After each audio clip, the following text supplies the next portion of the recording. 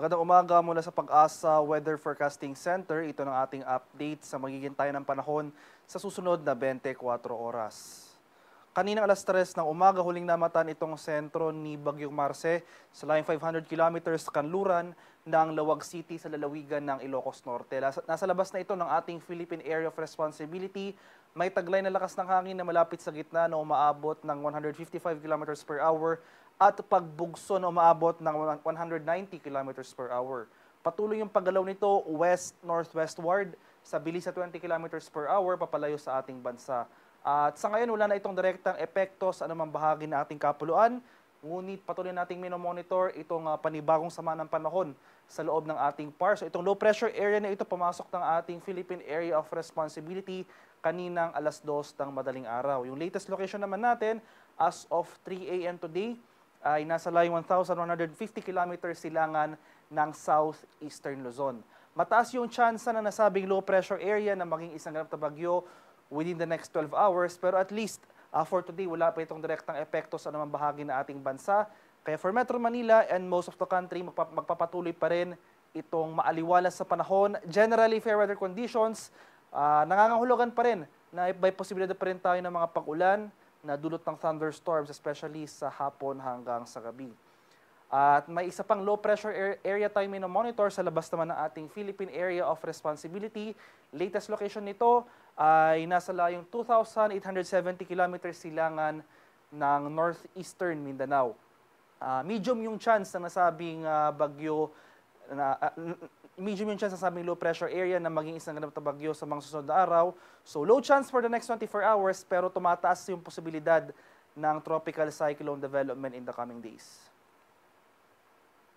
At ito yung magiging lagay na ating panahon ngayong araw dito sa Luzon. So Metro Manila and most of Luzon magpapatuloy itong bahagyang maulap hanggang sa maulap na papawirin. Sasamahan lamang yan ng mga pulupulong pakulan na may pagkulog at pagkidlat. Maximum temperature forecast para sa Lawag ngayong araw, posibleng umabot ng 32 degrees Celsius. 32 degrees naman sa area ng Tuguegarao at 23 degrees Celsius sa Baguio City. Maximum temperature forecast for Metro Manila today, posibleng umabot ng 32 degrees Celsius. 32 degrees naman sa area ng Legazpi at 30 degrees Celsius sa bahagi ng Tagaytay. Sa areas ng Palawan, Visayas at sa Mindanao, asan rin natin itong generally fair weather.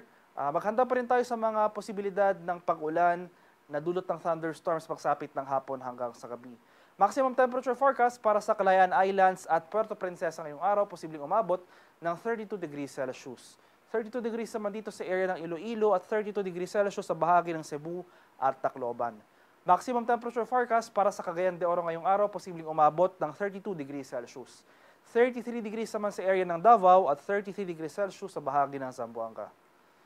At sa kasalukuyan, wala na tayong gale warning na nakataas sa anumang baybay ng ating kapuluan at banayad hanggang sa tamtamang pag-alon ang ating inaasahan sa malaking bahagi ng ating bansa. Gayunpaman, iba yung pag-iingat pa rin sa ating mga kababayan na maglalayag sapagkat kung meron tayong offshore thunderstorm activity, ito yung mga pag-ulan sa ating mga dagat baybayin, asahan natin itong mga malalakas na hangin, kaakibat nito ang bahagyang pagtaas ng ating mga alon. At ito naman yung ating 3-day weather forecast. So itong low pressure area na ating minomonitor, mataas yung tsansa na maging isang ganap na bagyo within the next 12 hours.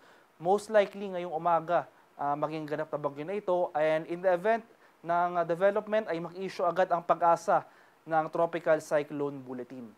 So dahil sa possible weather disturbance na ito, asahan natin starting tomorrow, Sunday, ang mataas na tsansa ng mga kalat-kalat na pag-ulan sa areas ng Southern Luzon. So dito sa Bicol Region at Quezon, pati na rin dito sa Aurora, asahan natin yung mga pag-ulan sa areas na ito. Pagsapit naman next week sa araw ng Lunes hanggang sa Martes, mas rarami pa yung mga areas na uulanin. So magpapatuloy yung pag-ulan sa bahagi ng Southern Luzon, itong Bicol Region, Quezon at Aurora, at malaking bahagi ng Hilangan Luzon mararanasan na rin itong epekto nitong possible weather disturbance o yung possible bagyo early next week. So malaking bahagi ng Hilangan Luzon, mga rehiyon ng Cagayan Valley, Cordillera at Ilocos Region, magkada tayo sa mga posibleng banta ng pagbaha at pagguho ng lupa dahil inaasahan natin ang mataas sa tsansa ng pag-ulan early next week, dulot yan ng posibleng bagyo. At sa mga lugar na hindi nabanggit, magpapatuloy itong fair weather conditions. At maganda pa rin tayo sa mga posibilidad ng isolated rain showers or localized thunderstorms. At yung haring araw dito sa Kaminilaan ay sisikat mamayang 5:54 ng umaga at lulubog naman mamaya sa 5:25 ng hapon.